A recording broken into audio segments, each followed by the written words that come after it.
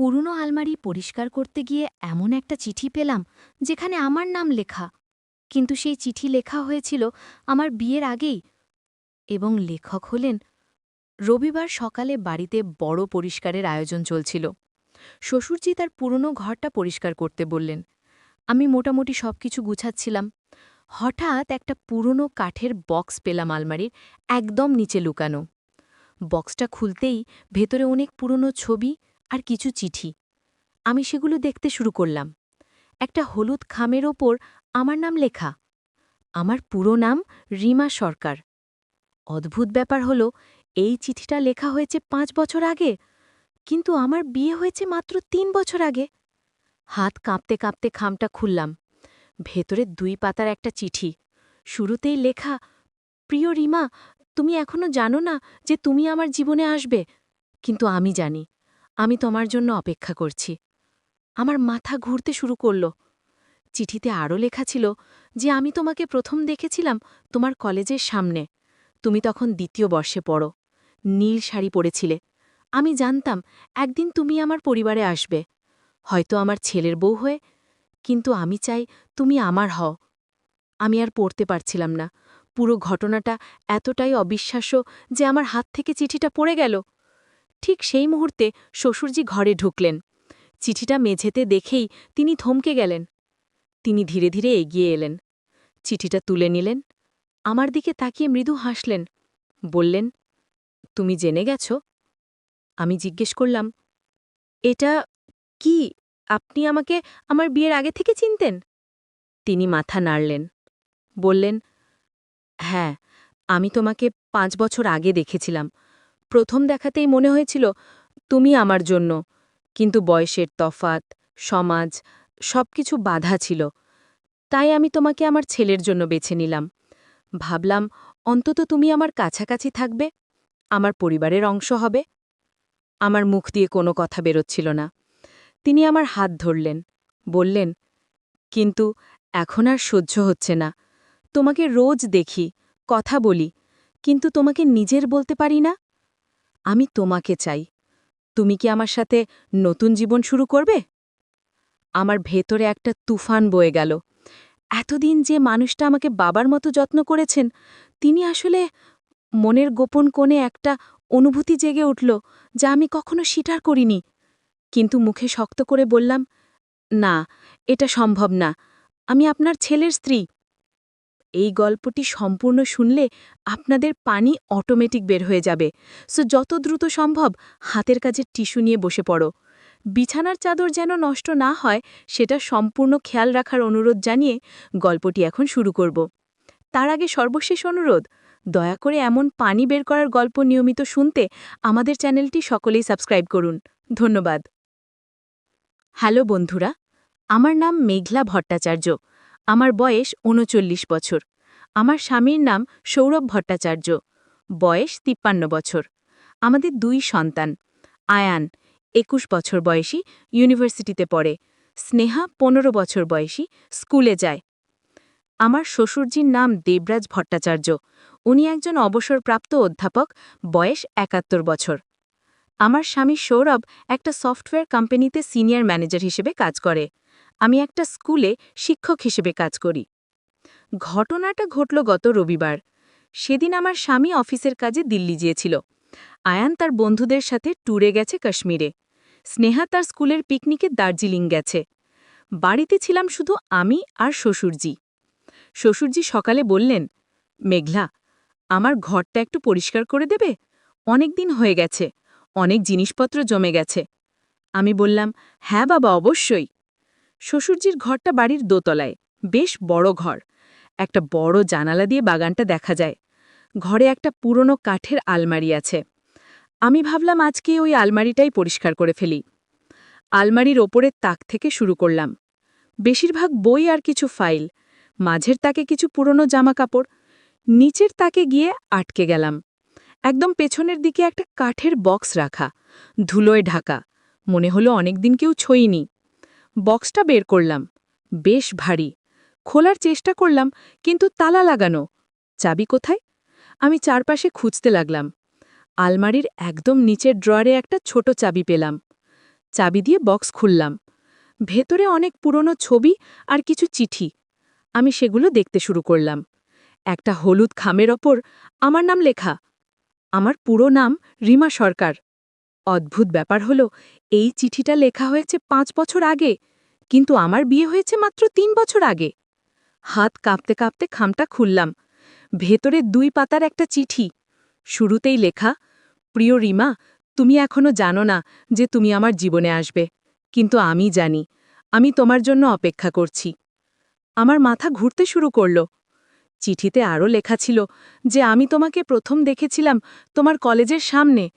তুমি তখন 2য় বর্ষে পড়ো। নীল শাড়ি পরেছিলে। আমি জানতাম একদিন তুমি আমার পরিবারে আসবে, হয়তো আমার ছেলের বউ হয়ে, কিন্তু আমি চাই তুমি আমার হও। আমি আর পড়তে পারছিলাম না।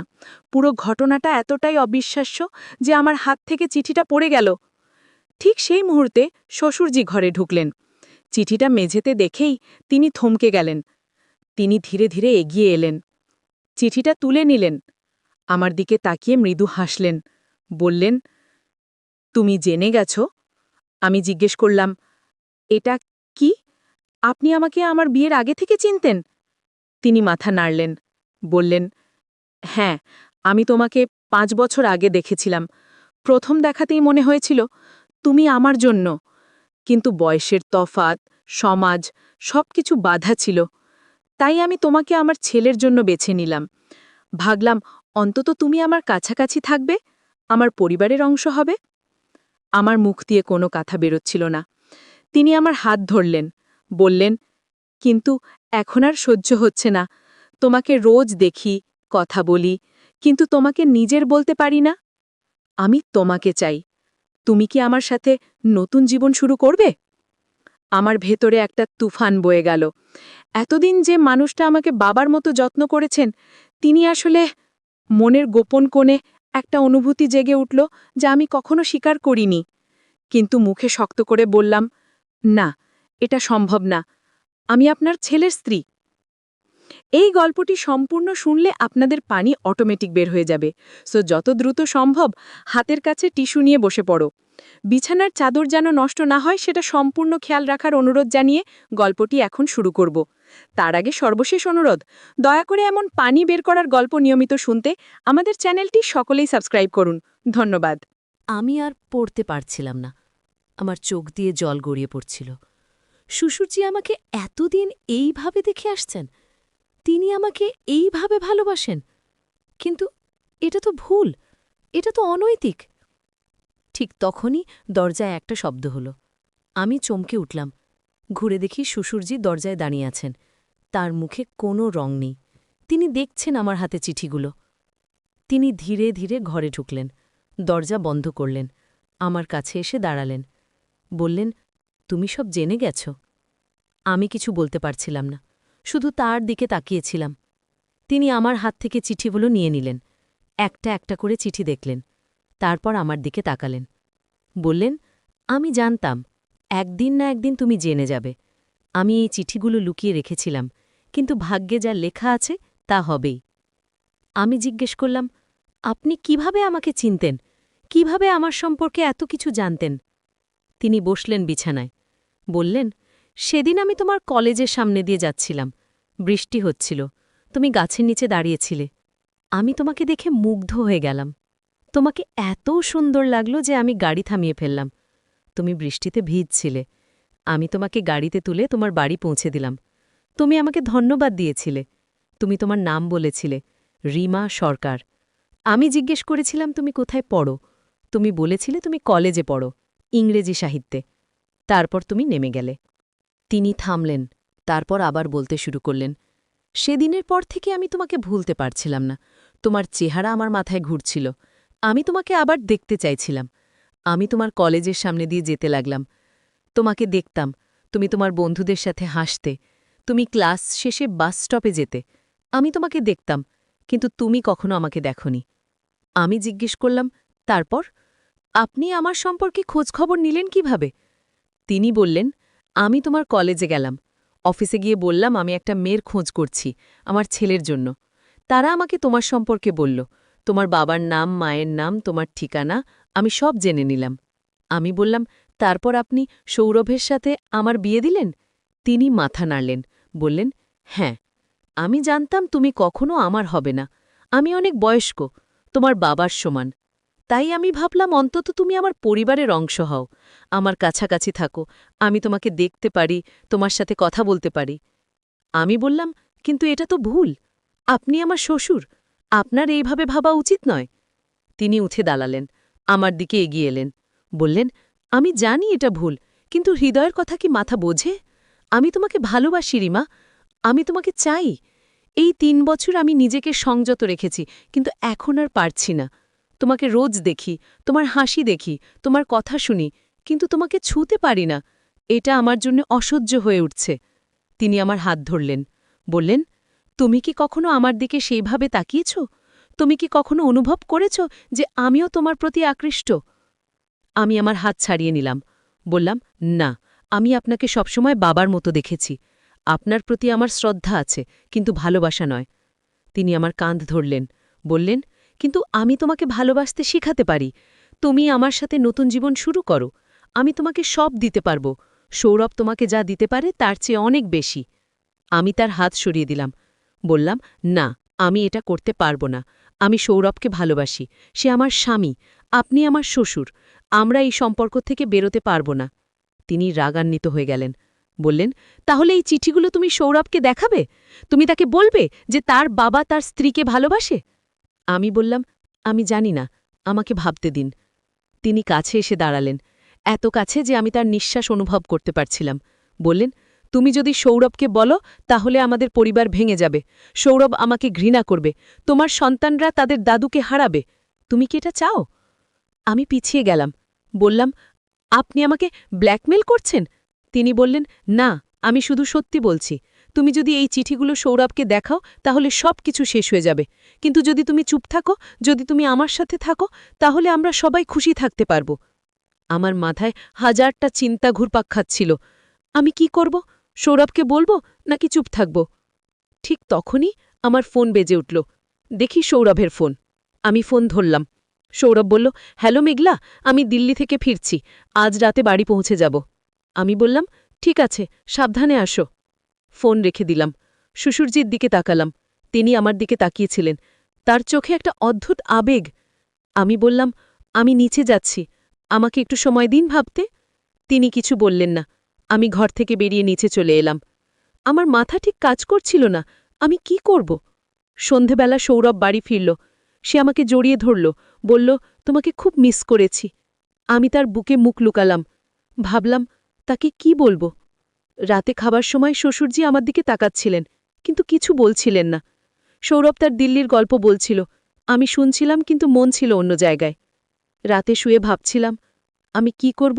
সৌরভকে বলবো, কিন্তু তাহলে তো আমাদের পরিবার ভেঙে যাবে। সৌরভ তার বাবার সাথে সম্পর্ক ছিন্ন করে দেবে। আমার সন্তানরা তাদের দাদুকে হারাবে। কিন্তু যদি আমি চুপ থাকি, তাহলে শ্বশুরজি ভাববেন আমি তার প্রস্তাবে রাজি। তিনি আমার কাছে আরও কাছে আসার চেষ্টা করবেন। এটা কি ঠিক হবে? পরদিন সকলে আমি একটা সিদ্ধান্ত নিলাম। আমি শ্বশুরজির সাথে কথা বলবো, তাকে বোঝাবো যে এটা ভুল। তাকে বলবো যে আমরা এই সম্পর্ক ভুলে যাই। আপনি আমার শ্বশুর, আমি আপনার ছেলের স্ত্রী, এটাই আমাদের সম্পর্ক, আর কিছু নয়। তিনি হাসলেন, একটা তিক্ত হাসি। বললেন, তুমি ভাবছো এটা এত সহজ? তুমি ভাবছো আমি তোমাকে ভুলে যেতে পারবো? আমি বললাম, আপনাকে চেষ্টা করতে হবে, আমাদের পরিবারের জন্যে, আপনার নাতি নাতনির জন্যে। তিনি আমার কাছে এগিয়ে এলেন, বললেন, কিন্তু আমি তোমাকে ভালোবাসি রিমা, তুমি কি সেটা বুঝতে পারছো না? আমি বললাম, এটা ভালোবাসা নয়, এটা একটা আবেগ, একটা আকর্ষণ, আপনি এটা নিয়ন্ত্রণ করতে পারেন। তিনি রেগে গেলেন, বললেন, তুমি কি জানো ভালোবাসা সম্পর্কে? তুমি জানো না আমি কতটা কষ্ট পাচ্ছি? তোমাকে রোজ দেখি, কিন্তু ছুঁতে পারি না। এটা কতটা কঠিন তা তুমি জানো না। আমি বললাম, আমি জানি এটা কঠিন, কিন্তু আপনাকে এটা মেনে নিতে হবে, আমরা এই সম্পর্ক চালিয়ে যেতে পারবো না। তিনি হঠাৎ আমার হাত ধরে টেনে নিলেন। আমি চমকে গেলাম।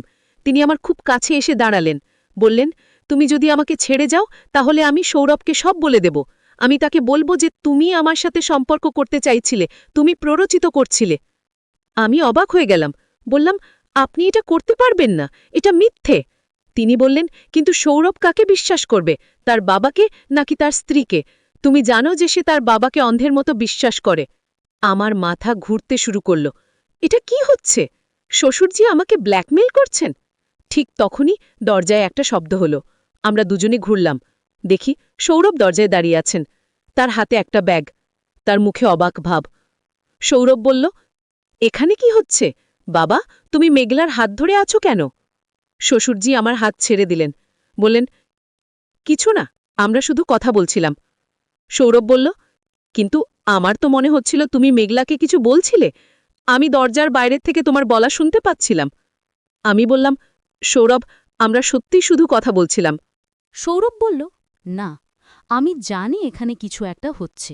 তুমি আমার কাছে কিছু লুকাচ্ছ মেঘলা। আমি তোমাকে গতকাল থেকে লক্ষ্য করছি। তুমি কিছু একটা ভাবছ। তুমি অন্যমনস্ক। আমি কিছু বলতে যাচ্ছিলাম, কিন্তু শ্বশুরজি বলে উঠলেন, সৌরভ, আসলে আমাদের একটা সমস্যা আছে। মেঘলা আমার কাছে একটা ব্যাপারে পরামর্শ চাইছিল। সৌরভ বলল, কি ব্যাপার? শ্বশুরজি বললেন, আসলে মেঘলা তার একজন সহকর্মীর সমস্যার কথা বলছিল। তার সহকর্মীর স্বামী তার প্রতি খুব সন্দেহপ্রবণ। সে ভাবছে তার সহকর্মী তাকে ছেড়ে চলে যাবে। মেঘলা আমার কাছে পরামর্শ চাইছিল যে সে কি করতে পারে। সৌরভ বলল, ওহ, এটা তো একটা সাধারণ সমস্যা। তুমি কেন এত টেনশন করছিলে মেঘলা? আমি কিছু বলতে পারছিলাম না। শ্বশুরজি আমার জন্য একটা মিথ্যে বানিয়ে দিয়েছেন। কিন্তু আমি কি করতে পারি? যদি আমি সত্যি বলি, তাহলে তো আরও বড় সমস্যা হবে। সৌরভ বলল, আচ্ছা, আমি একটু ফ্রেশ হয়ে আসি, তুমি চা বানাও মেঘলা। সৌরভ চলে গেল। আমি শ্বশুরজির দিকে তাকালাম। তিনি আমার দিকে হাসছিলেন, একটা বিজয়ীর হাসি। তিনি বললেন, দেখলে, আমি তোমাকে বাঁচিয়ে দিলাম। এখন তুমি আমার কথা শুনবে।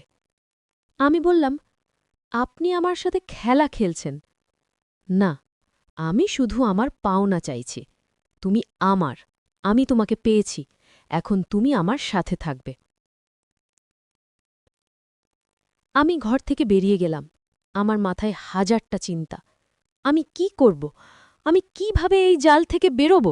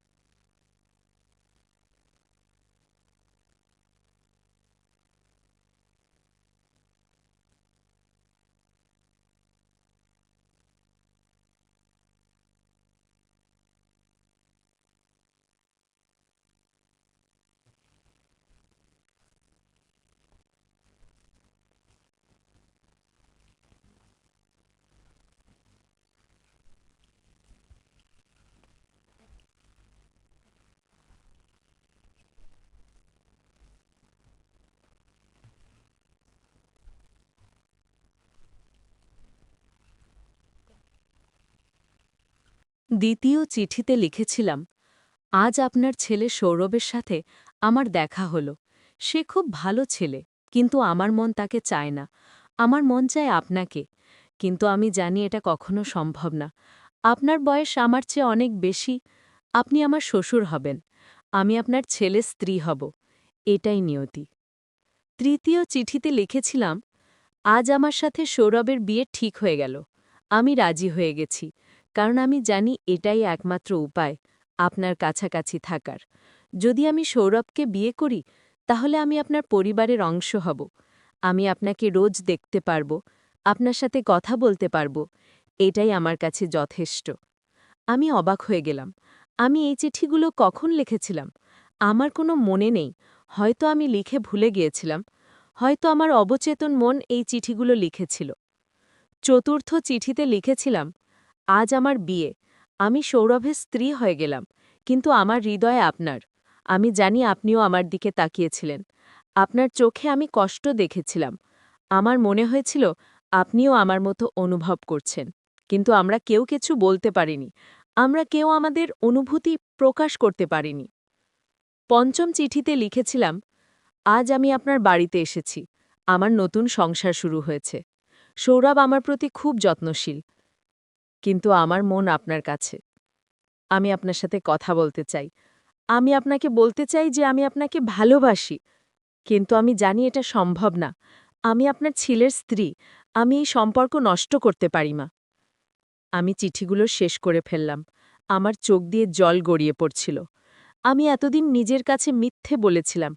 আমি ভেবেছিলাম আমি শ্বশুরজিকে শুধু শ্রদ্ধা করি। কিন্তু সত্যি হল আমি তাকে ভালোবাসতাম। আমিও তার মতো একই অনুভব পেতাম। কিন্তু আমরা দুজনেই আমাদের অনুভূতি লুকিয়ে রেখেছিলাম। আমরা দুজনেই ভয় পেয়েছিলাম। সমাজের ভয়, পরিবারের ভয়, নৈতিকতার ভয়। এখন শ্বশুরজি নেই। আমি কখনো তাকে বলতে পারবো না যে আমিও তাকে ভালোবাসতাম। কিন্তু হয়তো তিনি জানতেন। হয়তো তিনি আমার চিঠিগুলো পড়েছিলেন। হয়তো তাই তিনি সেই চিঠিগুলো সযত্নে রেখেছিলেন। আমি আরও খুঁজতে লাগলাম। বক্সের একদম নিচে একটা চিঠি পেলাম। এটা শ্বশুরজির লেখা, শেষ চিঠি। চিঠিতে লেখা ছিল, প্রিয় মেঘলা, আমি জানি তুমিও আমাকে ভালোবাসো। আমি তোমার চিঠিগুলো পেয়েছিলাম। তুমি সেগুলো লিখে আমার ঘরে লুকিয়ে রেখে গিয়েছিলে। আমি সেগুলো পড়েছি। আমার বুক ভরে গিয়েছিল খুশিতে। আমি ভাবিনি তুমিও আমার মতো অনুভব করো। চিঠিতে আরও লেখা ছিল, কিন্তু আমরা দুজনেই জানি এই ভালোবাসা অসম্ভব। আমি তোমার শ্বশুর, তুমি আমার ছেলের স্ত্রী। আমরা এই সম্পর্ক রাখতে পারি না। আমরা পরিবারকে ভাঙতে পারি না। তাই আমি চুপ ছিলাম। আমি তোমাকে দূর থেকে ভালোবাসতাম। তোমাকে দেখতাম, তোমার সাথে কথা বলতাম, কিন্তু কখনো তোমার কাছে আমার হৃদয়ের কথা বলিনি। চিঠি শেষে লেখা ছিল, কিন্তু সেদিন আমি ভুল করে ফেলেছিলাম। যেদিন তুমি আমার চিঠিগুলো পেয়েছিলে, আমি নিজেকে সামলাতে পারিনি। আমি তোমাকে জোর করতে চেয়েছিলাম। আমি ভুল করেছিলাম। আমি আমার অনুভূতির কাছে হেরে গিয়েছিলাম। কিন্তু আমি জানতাম এটা ভুল। তাই আমি সেদিন থেকে তোমার থেকে দূরে থাকার চেষ্টা করছিলাম। কিন্তু ভাগ্যে অন্য কিছু ছিল। আমার হার্ট অ্যাটাক হলো। আমি জানি আমার সময় শেষ হয়ে আসছে। তাই আমি এই চিঠিটা লিখছি। আমি তোমাকে বলতে চাই যে আমি তোমাকে সত্যিই ভালোবাসতাম। কিন্তু আমি তোমাকে আমার স্বার্থের জন্য ব্যবহার করতে চাইনি। তুমি সৌরভীর সাথে সুখে থাকো। তুমি আমাকে ভুলে যাও। আমাকে মাফ করে দিও। আমি চিঠিটা পড়ে কাঁদতে শুরু করলাম। শ্বশুরজি জানতেন, তিনি সব জানতেন। তিনি জানতেন আমিও তাকে ভালোবাসতাম। কিন্তু আমরা দুজনেই আমাদের ভালোবাসা চাপা দিয়ে রেখেছিলাম। পরিবারের জন্য, সমাজের জন্য, নৈতিকতার জন্য। কিন্তু এখন আর কোনো মানে নেই। শ্বশুরজি চলে গেছেন। আমি আমার ভালোবাসা হারিয়ে ফেলেছি। আমি কখনো তার কাছে আমার অনুভূতি প্রকাশ করতে পারিনি। আমরা দুজনেই আমাদের ভালোবাসা লুকিয়ে রেখেছিলাম। তারপরের দিনগুলো খুব কঠিন ছিল। আমি শ্বশুরজিকে খুব মিস করছিলাম। কিন্তু আমি কাউকে বলতে পারছিলাম না। সৌরভ ভাবছিল আমি তার বাবাকে শ্রদ্ধা করতাম বলে মিস করছি।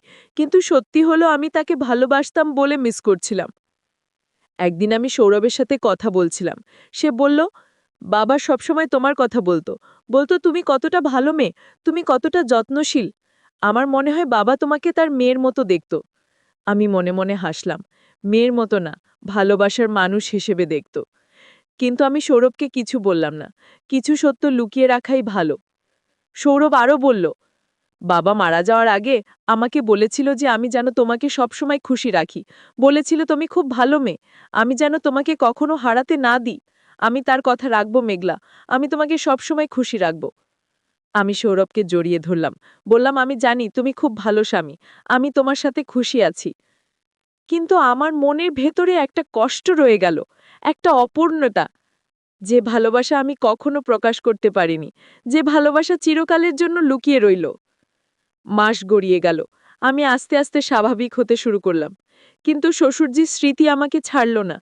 আমি মাঝে মাঝে তার ঘরে যেতাম, তার জিনিসপত্র দেখতাম, তার ছবি দেখতাম। একদিন আমি তার ডায়েরি পেলাম। ডায়েরিটা খুলে পড়তে শুরু করলাম। ডায়েরিতে তিনি প্রতিদিন লিখতেন, আমার সম্পর্কে লিখতেন। কিভাবে আমি সকালে উঠে চা বানাই, কিভাবে আমি বাগানে ফুল দেখি, কিভাবে আমি রাতে গান গাই। একটা এন্ট্রিতে তিনি লিখেছিলেন, আজ মেঘলা সাদা শাড়ি পরেছে। সে এত সুন্দর লাগছে যে আমি তার থেকে চোখ সরাতে পারছি না। আমি জানি এটা ভুল, কিন্তু আমি নিজেকে সামলাতে পারছি না। আমার হৃদয় তার জন্য কাঁদছে, কিন্তু আমি কিছু করতে পারছি না। আমি শুধু দূর থেকে তাকে দেখছি, তাকে ভালোবাসছি, গোপনে। আরেকটা এন্ট্রিতে লিখেছিলেন, আজ আমি মেঘলার চিঠিগুলো পেয়েছি। সে আমাকে ভালোবাসে। আমি বিশ্বাস করতে পারছি না। সে আসলেই আমাকে ভালোবাসে। আমার মনে হচ্ছে আমি স্বপ্ন দেখছি, কিন্তু আমি জানি এই ভালোবাসা অসম্ভব। আমরা কখনো একসাথে হতে পারবো না, আমরা এই সম্পর্ক রাখতে পারবো না। কিন্তু অন্তত আমি জানি সে আমাকে ভালোবাসে। এটাই আমার জন্য যথেষ্ট। শেষ এন্ট্রিতে লিখেছিলেন, আমার মনে হচ্ছে আমার সময় শেষ হয়ে আসছে। আমার বুকে ব্যথা হচ্ছে। আমি জানি আমার বেশি দিন নেই, কিন্তু আমার কোনো অফসোস নেই। আমি যাকে ভালোবাসতাম তাকে পেয়েছি। যদিও পাইনি, কিন্তু তার কাছাকাছি ছিলাম। তাকে দেখেছি, তার সাথে কথা বলেছি। এটাই আমার জীবনের সবচেয়ে বড় পাওয়া। আমি মেঘলাকে ভালোবাসি, সবসময় ভালোবাসবো, এমনকি মৃত্যুর পরেও। আমি ডায়েরিটা বন্ধ করে দিলাম। আমার চোখ দিয়ে জল পড়ছিল। শ্বশুরজি সত্যিই আমাকে ভালোবাসতেন। তিনি আমার জন্য তার জীবন উৎসর্গ করেছিলেন, কিন্তু আমরা কখনো একসাথে হতে পারিনি। কিন্তু এই গল্পটার একটা অদ্ভুত মোড় রয়ে গেছে, যেটা আমি কখনো কল্পনাও করিনি। একদিন আমার কাছে একটা প্যাকেজ এলো। প্যাকেজটা খুলতেই ভেতরে একটা চিঠি আর একটা ছবি। চিঠিটা শ্বশুরজির আইনজীবী পাঠিয়েছেন। চিঠিতে লেখা ছিল যে শ্বশুরজি মারা যাওয়ার আগে এই প্যাকেজটা আমার কাছে পাঠানোর নির্দেশ দিয়ে গেছেন। ছবিটা দেখলাম। ছবিটা ছিল আমার আর শ্বশুরজির। কিন্তু এই ছবিটা কখন তোলা হলো আমি তো মনে করতে পারছি না। চিঠিটা পড়লাম। শ্বশুরজি লিখেছেন, প্রিয় মেঘলা, এই ছবিটা তোলা হয়েছিল সেদিন, যেদিন তুমি প্রথম আমাদের বাড়িতে এসেছিলে। সৌরভ তোমাকে আমার সাথে পরিচয় করিয়ে দিয়েছিল। আমরা একসাথে দাঁড়িয়ে ছবি তুলেছিলাম। কিন্তু সেই ছবিতে আমাদের দুজনের চেহারায় একটা অদ্ভুত আবেগ ছিল, যেটা কেউ বুঝতে পারেনি। কিন্তু আমরা জানতাম আমরা দুজনে একে অপরকে ভালোবাসি, কিন্তু আমরা সেটা কখনো প্রকাশ করতে পারিনি। চিঠিতে আরও লেখা ছিল, আমি চাই তুমি এই ছবিটা রাখো। এটা আমাদের ভালোবাসার একমাত্র প্রমাণ। যদিও আমরা কখনো একসাথে হতে পারিনি, কিন্তু আমরা একে অপরকে ভালোবাসতাম। এটাই আমাদের জন্য যথেষ্ট। তুমি সৌরভের সাথে সুখে থাকো, কিন্তু মাঝে মাঝে আমাকে মনে করো। আমি সবসময় তোমার সাথে আছি, তোমার হৃদয়ে, তোমার স্মৃতিতে। আমি ছবিটা বুকে জড়িয়ে ধরলাম, কাঁদতে শুরু করলাম। শ্বশুরজি চলে গেছেন, কিন্তু তার ভালোবাসা রয়ে গেছে আমার হৃদয়ে, আমার স্মৃতিতে। কিন্তু গল্পটা এখানেই